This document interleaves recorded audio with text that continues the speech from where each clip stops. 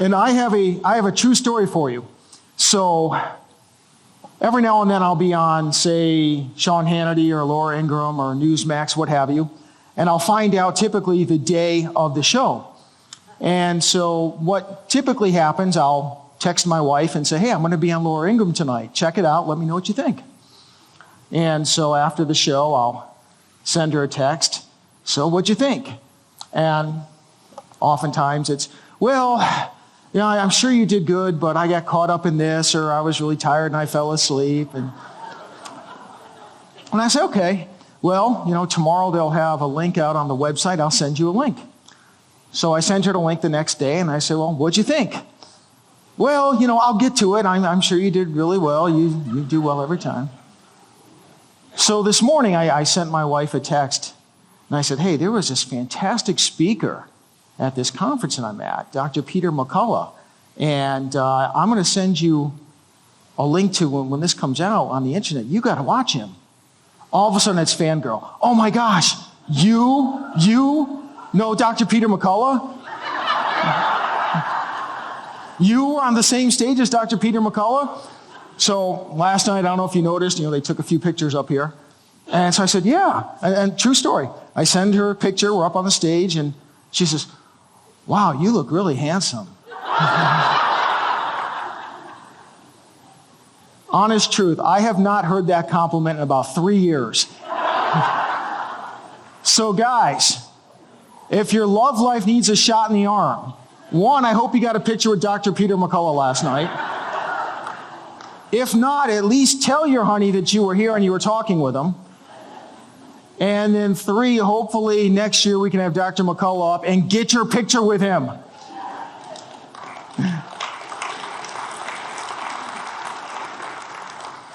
All right, no, this truly has been a fantastic conference, and the doctors, the information they've provided has just been eye-opening. And even though I've heard much of this before, and I'm sure many of you have as well, still to have it presented as powerfully and as updated, it's amazing. What I'd like to talk about is, in a different tangent, for many of us, when the lockdowns and shutdowns and all the restrictions on our freedom slowly faded, we thought, okay, we got through this, it's over.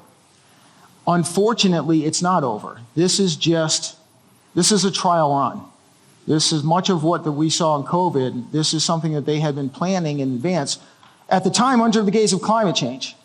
At the Heartland Institute, what we're best known for, we tackle a lot of issues, but it's for combating climate alarmism. And we were gearing up to fight something like this for climate change when COVID hit. They took that opportunity.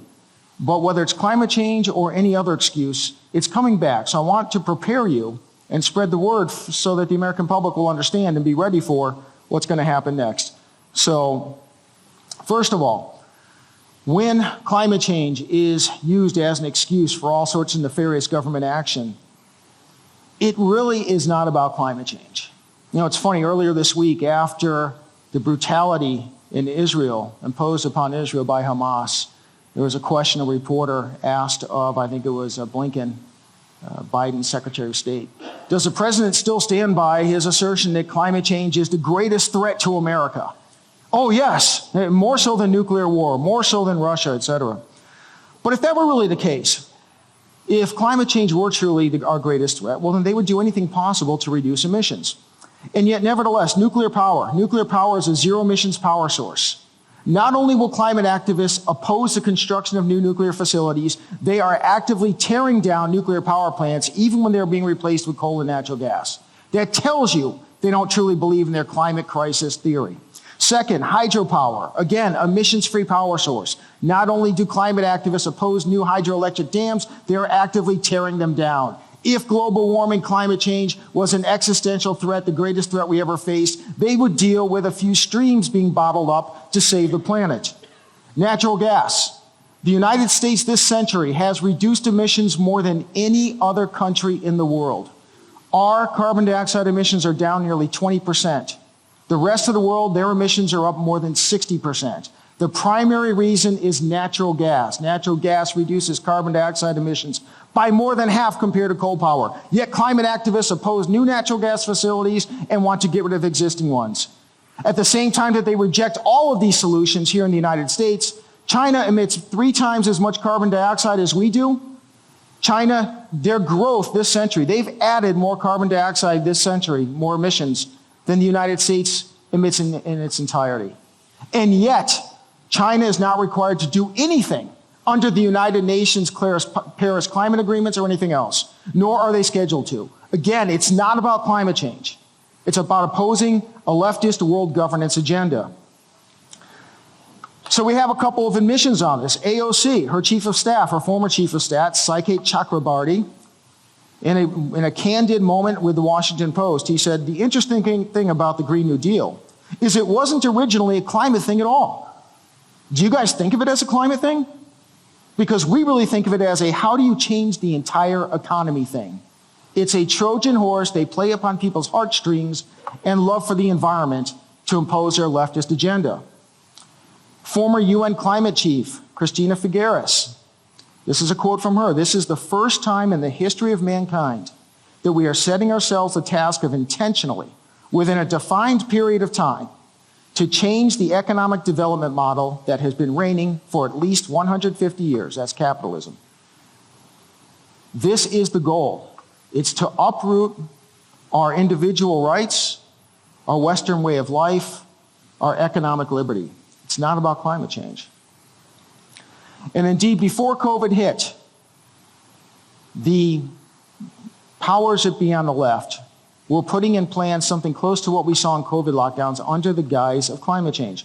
The World Economic Forum, in 2019, they announced at 2020 that the focus of their efforts was going to be, quote, the great reset of capitalism. Many of you have heard about it.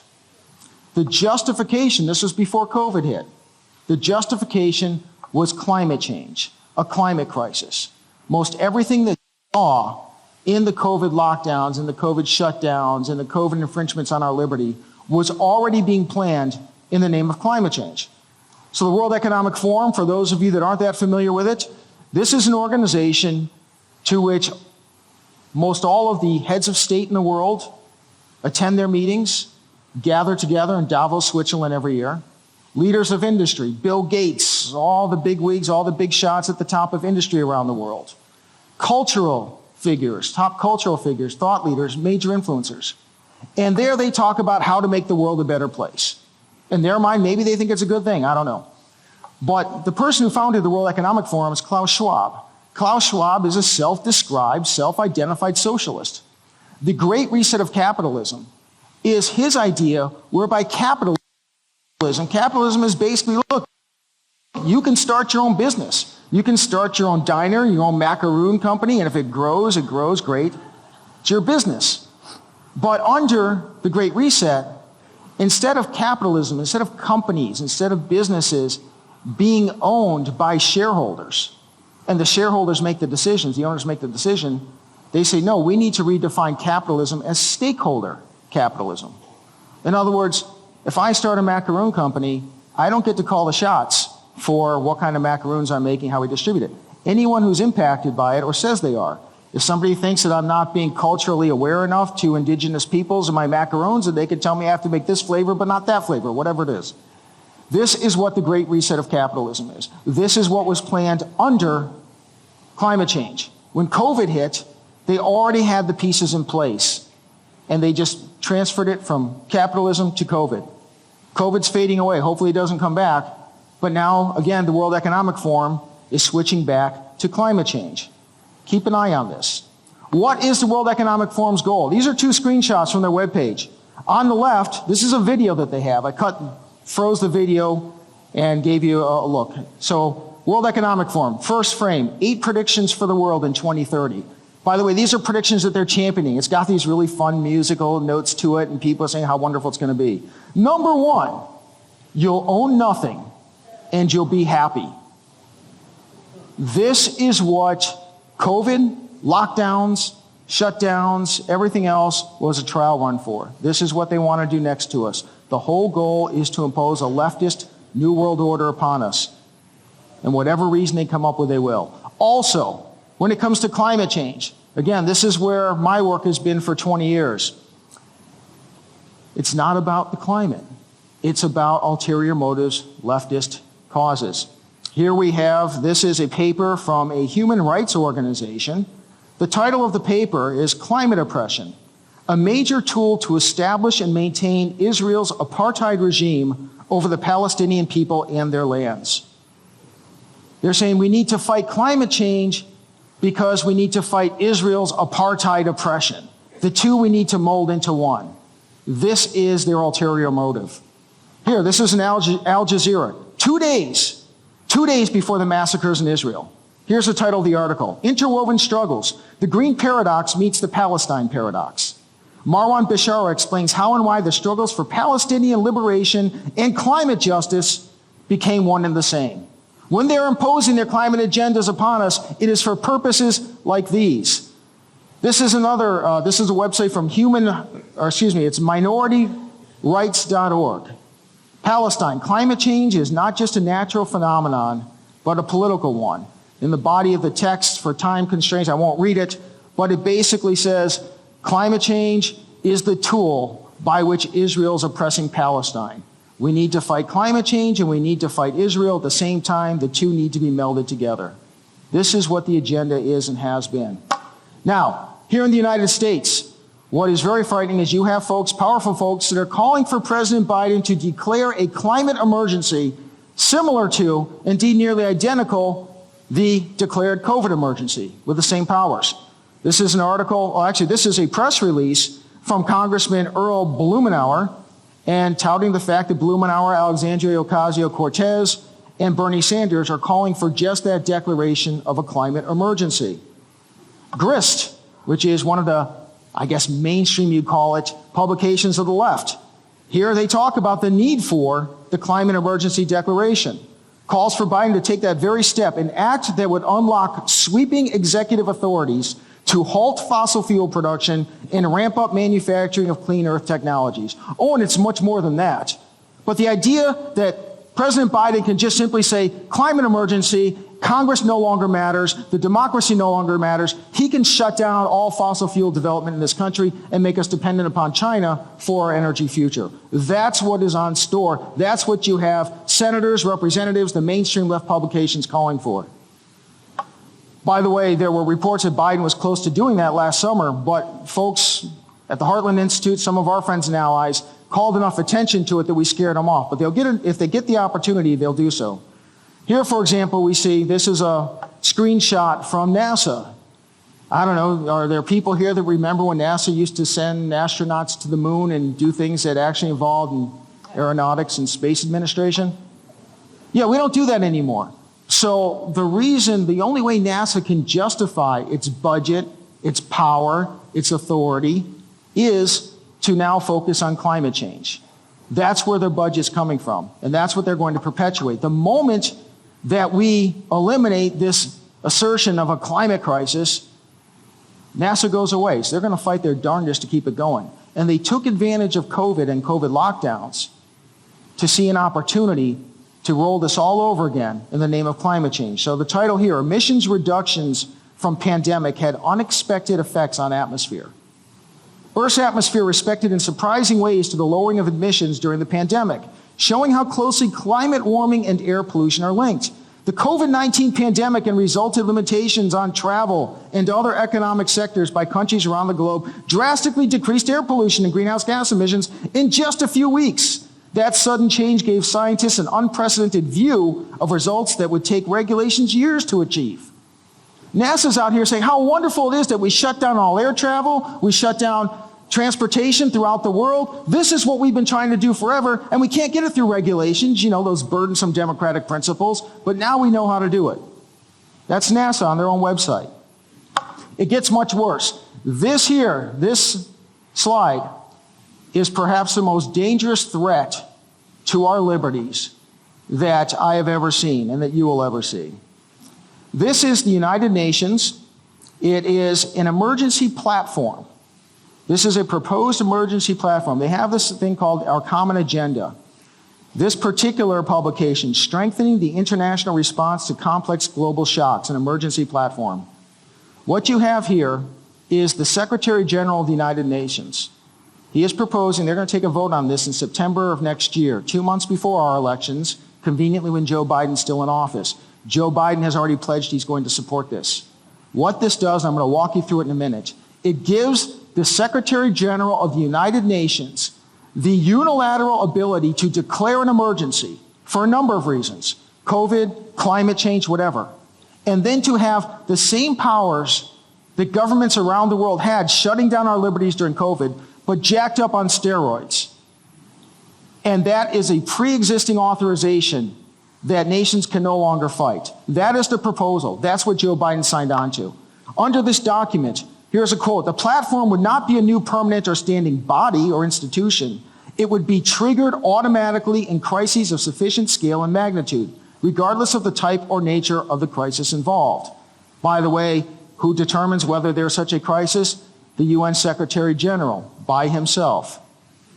More quotes from this document. "The COVID-19 pandemic and the 2022 cost of living crisis offer lessons for how the multilateral system could respond more effectively to complex global shocks." Here are the lessons that we can draw upon and improve upon for restricting people's liberty. "I propose that the General Assembly provide the Secretary General and the United Nations system with a standing authority to convene and operationalize automatically an emergency platform in the event of a future complex global shock of sufficient scale, severity, and reach." Right there in their own document. The Secretary General would decide when to convene an emergency platform in response to a complex global shock. An emergency platform should initially be convened for a finite period to a specific shock. At the end of that period, the Secretary General could extend the work if required. This is Chancellor Palpatine stuff.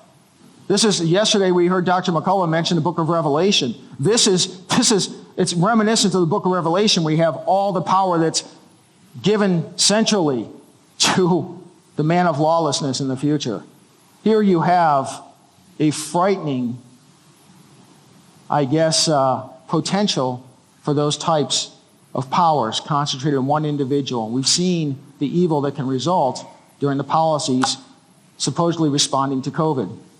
In this document, it lists some of the global shocks that the Secretary General may use to justify. So it could be environmental degradation, future pandemics in case there's another COVID release, high-impact events involving a biological agent, events leading to disruptions of global flows of goods. If we have another supply chain crisis, we can do that as well. These are all justifications that the Secretary General can use at his or her own discretion. What would the Secretary General be able to do? The two most recent complex global shocks provide some useful lessons on how we might strengthen the international response to such shocks, strengthen them. The pandemic showed that national governments in a global multilateral system were ill-equipped to deal effectively with the scale and complexity of the emergency. And here, I'm not going to read the whole quote, but basically it says, among the things that we can do is we need to take money from the rich countries and give it to the poor countries. Because the poor countries got the short end of the stick in the response to COVID. They didn't get vaccines soon enough. They didn't get enough money from rich countries to deal with it. These are all things in addition to the COVID actions that now the United Nations on its own authority, it have standing authority, pre-existing authorization from governments, including the United States. That's what they want to do.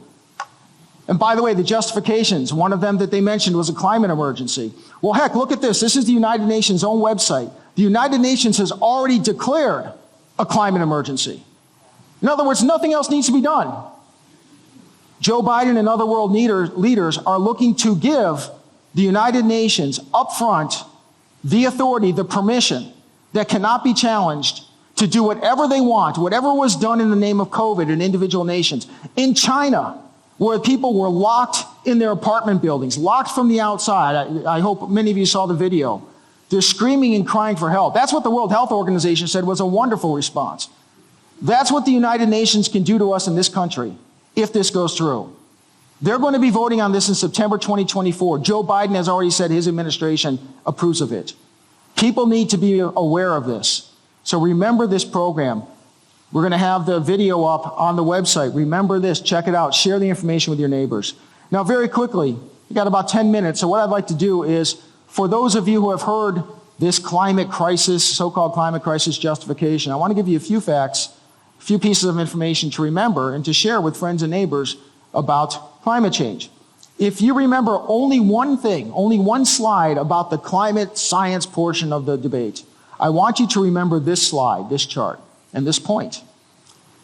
We cannot have a climate crisis caused by global warming when temperatures are unusually cool.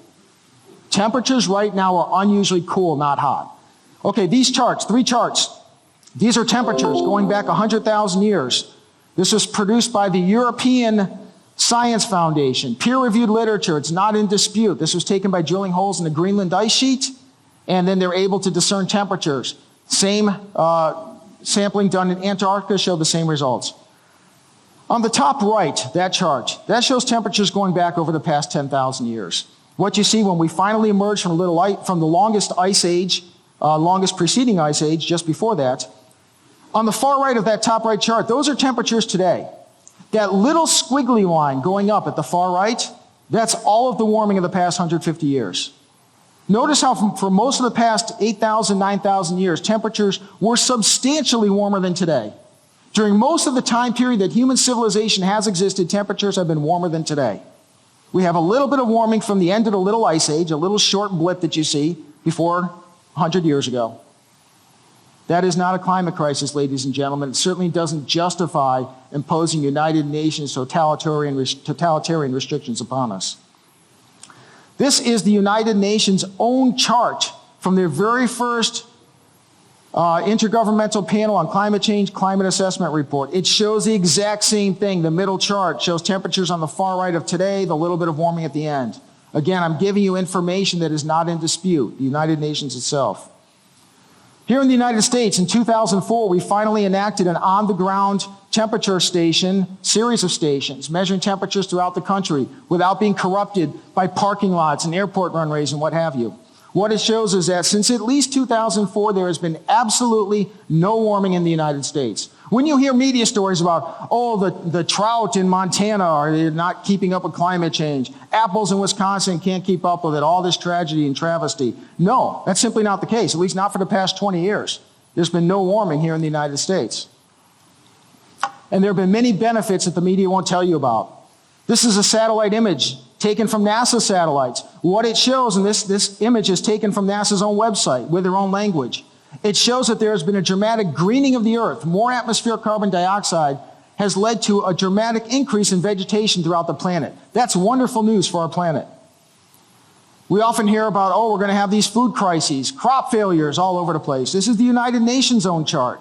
This shows crop production, the big 3, corn, wheat, rice, cereal production around the globe. What you see is that new records are being set almost every year. This has been going on for decades. It will continue to go on. There's not going to be a crop crisis due to climate change.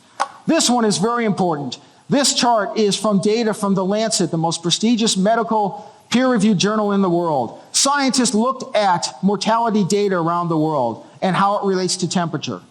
What they found is that for every 1 death caused by excessive heat, there are 20 deaths caused by excessive cold. The warming that we have undergone in the past century and a half has literally saved millions of lives. Millions. Millions. That's the finding of the paper.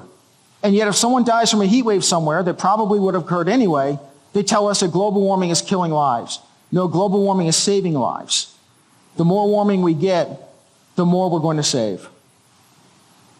Now, I'm not going to go into the individual particular hurricanes, tornadoes, wildfires, but every single one of the claimed extreme weather events is either getting less frequent and severe or showing no trend. So just in summary, there is no climate crisis. By the way, just in Alaska, some data. The only warming you're getting in Alaska is in cold. There's been fewer extremely cold winter nights. This is a number of observed warm days. There's essentially no trend, maybe a slight increase, but again, this. And by the way, by extremely cold, they define it as negative 30 degrees Fahrenheit or colder. So if that really bothers you, that we're not getting below 30, below minus 30 as much as we used to, okay, what can I say? But that's all you're experiencing here. So folks, 2 things I want you to take away. 1, Be on the guard because the COVID lockdowns were just a trial run. The worst of the abuses that we saw in China and elsewhere, there is a plan, a design to impose them globally, and we won't have anything to do about it unless we fight back now. And if we raise our voices, if we protest, if we let our politicians know that we're aware of it, we might be able to fight it. Secondly, when you hear all this garbage about a climate crisis, it's simply not true. I brought here this, if you are interested more about the climate change facts. This is a book we published at the Heartland Institute. It's called Climate at a Glance for Teachers and Students. We took the 30 most popularly discussed topics, hurricanes, tornadoes, whatever. We just have 2-page summaries. It's not going to go over people's heads, quick read. This I just opened up to heat waves. And also talk about, here's hurricanes. And you get a quick view of the data. You can share it. Students can understand it. Teachers can understand it. We're mailing it out to thousands of teachers around the country. You can order it yourself at Amazon.com. It's $10. If you don't want to spend $10, and I wouldn't blame you if you don't, we publish it for free. ClimateAtAGlance.com. You get it digitally for free. This is your information. Share it with your teachers. Share it with your students, with your friends. Anyway, thank you so much. It's truly been a pleasure.